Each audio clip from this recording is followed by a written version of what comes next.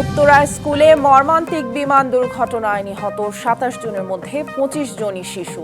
২০ জনের দেহ পরিবারের কাছে হস্তান্তর। বিভিন্ন হাসপাতালে ভর্তি ৭৮ জন।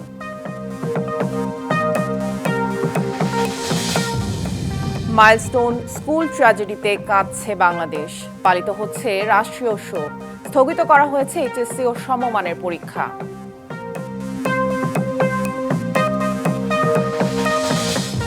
হতাহতের ঘটনায় যা প্রয়োজন করবে সরকার, জানালেন নৌ উপদেষ্টা। জনবহুল এলাকায় যুদ্ধ বিমান উড্ডয়ন নিয়েও প্রশ্ন করেন তিনি।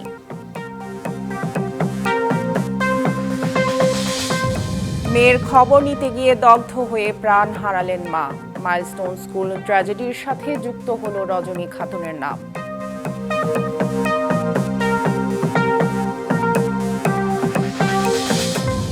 যান্ত্রিক ত্রুটির কারণেই বিধ্বস্ত যুদ্ধ বিমানটি। জনবিরল এলাকায় নেয়ার চেষ্টা করলেও ব্যর্থ হন পাইলট। বাড়িতে শোকের মাতম।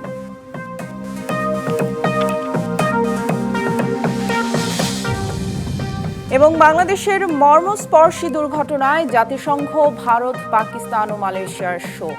পাশে থাকার বার্তা দিয়েছেন নরেন্দ্র মোদি।